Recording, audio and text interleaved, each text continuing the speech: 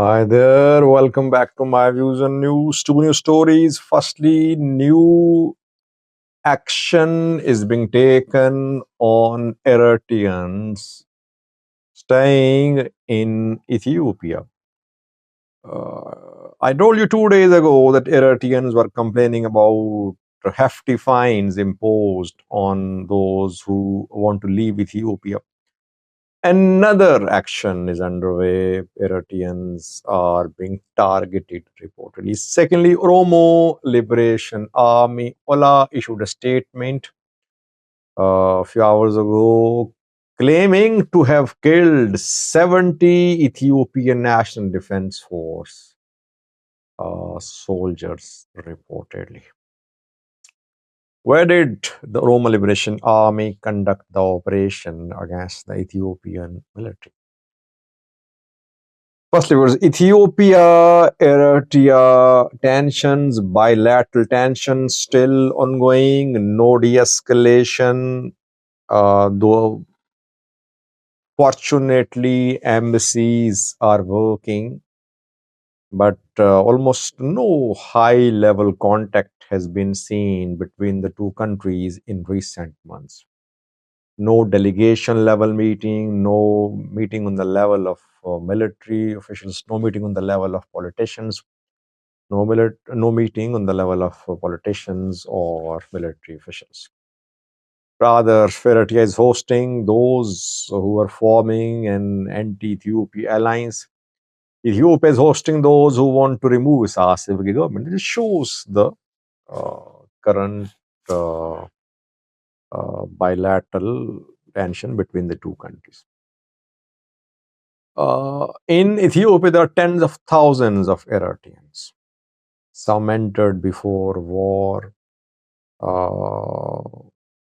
Though the number of Eritreans entering Ethiopia has decreased significantly in recent months. Eritreans have been using Ethiopia and Sudan as transit to go to Middle East or Europe. But now, keeping in view the conflict in Sudan, war in Sudan, and conflict in Amhara, it is becoming increasingly difficult for Eritreans to leave the country through Sudan or Ethiopia. Ethiopian PM more than a week ago delivered a speech at the parliament. He responded to questions the members of parliament, and there he claimed that some foreign embassies were involved in illegal interference in foreign exchange market. He warned, he said that action will be taken. After PM Abiy's speech in Addis Ababa, action was taken on Eritrea. Dozens have been arrested reportedly in the last 2 weeks in Addis Ababa. More than a week, you can say. It started after the speech by the Ethiopian PM. And if you remember, analyzing the speech of the PM, I said that he was definitely implying that Eritreans were involved in interfering in Ethiopian currency exchange market. And we saw start of action on Eritreans after that. Don't know if Eritreans are really involved in Ethiopian black market, but PM Abiy accused them of running the black market in Ethiopia. Dozens have been arrested, but where are they being taken? Which charges have been filed against them? Are they going to be deported? Are they going to be used by the Ethiopian government against Eritrean government? We don't know. We have no answers. Only confirmation is that the Eritreans in Addis Ababa are being targeted. By the way, even before Prime Minister's speech, we have been hearing about the involvement of some countries, especially some countries' nationals, especially Eritreans, in Ethiopian black market. Now, if Eritreans in Ethiopia are really involved in illegal activities, I think the Ethiopian government should share details with the people, because what is happening is leading to rise in bilateral tensions. Eritreans are complaining that Ethiopians are targeting Eritreans deliberately.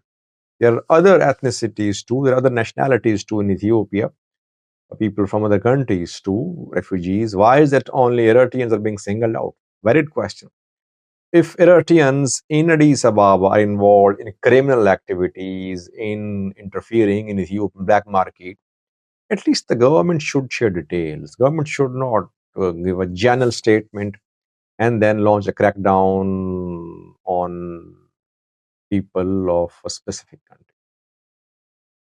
Uh, Hard times ahead for Eritreans in Ethiopia, I think. We heard 2 days ago that $4,000 to $5,000 are being demanded from Eritreans who want to leave Ethiopia, who want exit visas. But the government of Ethiopia says that since they stayed here illegally, they didn't register themselves as refugees, so they have to pay fines. They are complaining of high fines, hefty fines. Ethiopia is no more a safe transit for Eritreans, it seems. Same is the case with Sudan.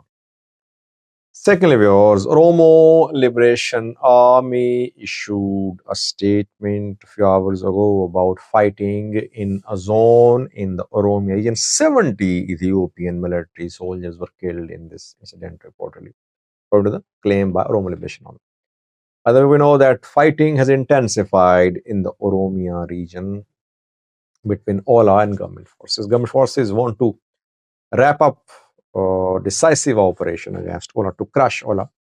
They gave a timeline of around 2 to 3 months to crush OLA. That is why we're seeing renewed fighting between OLA and government forces, though less use of air power in Oromia. People say, Sajid, Oromia is densely covered with forests. OLA's hideouts are in forests. So that is why use of drones is not possible. I don't agree with that. I think deliberately government is avoiding the use of drones, airstrikes in Oromia. Why? Because whenever airstrikes happen, civilians are killed too. When civilians die, local population turns against the party which is involved in conducting airstrikes. In Amhara, people already supporting Fano. If large-scale air campaign starts against Ola in Oromia, uh, anti-government and pro-Ola sentiment in Oromia will rise. Government wants to avoid that.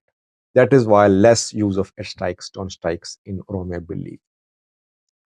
Oromo Liberation Army claims that it launched an operation against the Ethiopian military in West Shoa. Mitta Robi is the name of the area in West Shoa where this operation was launched. 70 soldiers were killed in this operation. 90 were injured. Ola has shown some weapons to recovered from the Ethiopian National Defense Force member. Some POWs have also been shown by the Oromo Liberation Army, prisoners of war, END of soldiers. At least 4 or 5 were shown in a new video released a few hours ago by the Oromo Liberation Army. We don't know, by the way, what is happening to these POWs. END of POWs. Hundreds are taken prisoner in Amhara, in Oromia. Where are they? I mean, does ENDF make any real effort for their release? Any prisoner exchange possible or not? Is Red Cross being involved or not? Because Red Cross tried itself to be involved in the release of prisoners in Amhara. OLA also offered to hand over prisoners to Red Cross a few months ago. But government always remains silent. It's people in custody. It's soldiers in custody in Amhara, in Oromia, in the hands of armed groups. Government does not want to embarrass itself publicly by agreeing to Red Cross's mediation. And sometimes armed groups just release these soldiers. They're a burden for them, how to feed them, how to protect them, how to uh, carry them along, to take them along. It's difficult for them. Sometimes armed groups release them. But this is what Jula's military is waiting for, that their colleagues will be released by Ola and Fano without any concessions made by the military. Thank you for watching.